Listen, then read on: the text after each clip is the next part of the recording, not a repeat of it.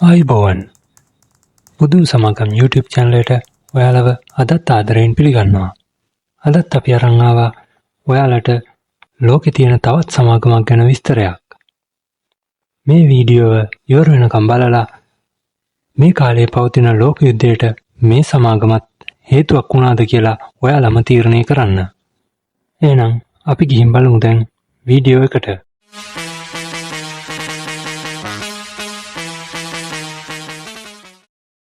එදා දවස 2026 ජනවාරි 3 වෙනිදා මුළු ලෝකෙම අලුත් අවුරුද්ද සමරද්දී වෙනිසියුලාවේ කැරකස් සගනුවර මධ්‍යම රාත්‍රියේ දැවැන්ත මෙහෙයුමක් දියත් වුණා.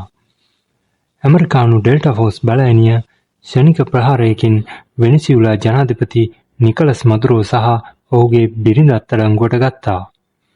මේ මෙහෙයුම පිටුපස සිටියේ හුදු සොල්දාදුවන් විතරක් නෙමෙයි. එහි පිටුපස සිටි අදිසි හස්තේ වුණේ කෘතිම බුද්ධිය හෙවත් AI තාක්ෂණයයි. අපි කවුරුත් දන්නා පරිදි ChatGPT, Gemini වැනි මෙවලම් මද අපේ ජීවිතයේ කොටසක්. කෘතිම බුද්ධිය කියන්නේ මිනිසෙකුට වගේම බුද්ධිමත්ව තීරණ ගන්න පුළුවන් පරිගණක පද්ධතියකට. සාමාන්‍ය පරිගණක වගේ නෙවෙයි AI වලට පුළුවන් අතිවිශාල දත්ත ප්‍රමාණයක් තනිවම විශ්ලේෂණය කරලා භාෂාව තේරුම් ගන්න වගේම අනාවැකි කියන්නත්. ඒ වගේම අපේ සිතුවිලි සැබෑ රූප බවට පත් කරන්නත් AI වලට පුළුවන්. ඔබ YouTube එකේ වීඩියෝ බලද්දී Google එකේ මැප් එකෙන් පාර සොයද්දී මේ තාක්ෂණය නිරන්තරයෙන් ක්‍රියාත්මක වෙනවා. නමුත් මේ බලවත් සහායකයා යුද පිටියට ගියොත් මොකද වෙන්නේ? 2026 වසරේදී ඇමරිකානු ආරක්ෂක දෙපාර්තමේන්තුව හෙවත් පෙන්ටගනය ඇන්ත්‍රෝපික් සමාගම සමග අත්වැල් බැඳගත්තා. ඔවුන්ගේ ක්ලෝඩ් නැමැති AI මෙවලම යුද කටයුතු වලට යොදා ගැනීම මෙහි අරමුණයි. වෙනිසියුලා මෙහෙයුම වගේම ඉරානයට එල්ල කළ ප්‍රහාර සැලසුම් කරන්නත් ක්ලෝඩ් විශාල දායකත්වයක් ලබා දුන්නා.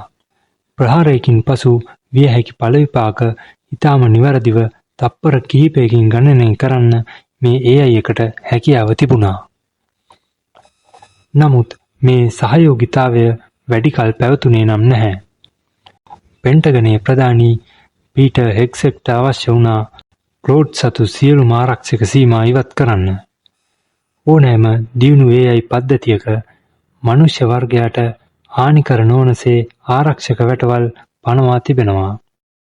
හෙගසෙට්ගේ ඉල්ලීම වුණේ යුද කටයුතු සඳහා කිසිදු බාධාවකින් තොරව මේ AI එක පාවිච්චි කරන්න ඉඩ දෙන්න කියලයි. නමුත් ඇන්ත්‍රෝපික් ප්‍රධානී ඩැරියෝ අමෝඩෙයි ඊට එකඟ වුණේ නැහැ.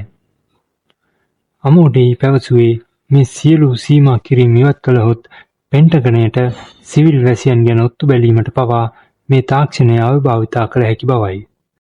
මේ තර්ජනය හමුවේ පීටර් හෙගසෙට් දැඩි තීරණයක් ගත්තා. ඔහු ඇන්ත්‍රෝපික් සමාගම ජාතික ආරක්ෂාවට තර්ජනයක් ලෙස නම් කළා. අවසානයේ ට්‍රම්ප් පරිපාලනය නියෝග කළා ක්ලෝඩ් AI තාක්ෂණය සියලුම ෆෙඩරල් ආයතන වලින් සහ පෙන්ටගනයෙන් ඉවත් කරන ලෙස. ඔවුන්ට ඉවත්වීමට ලබා දුන්නේ මාස 6ක කාලයක් පමණයි. තාක්ෂණය සහ යුද්ධය අතර මේ ගැටුම අනාගතයේ කොතැනකට රැගෙන යාවිද?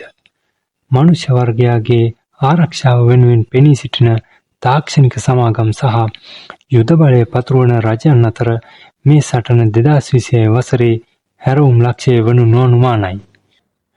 ඔබ මොකද හිතන්නේ? AI තාක්ෂණය යුද්ධයට යොදා ගැනීම සහ එහි සීමාවන් ගැන ඔබේ අදහස පහතින් කමෙන්ට් කරන්න.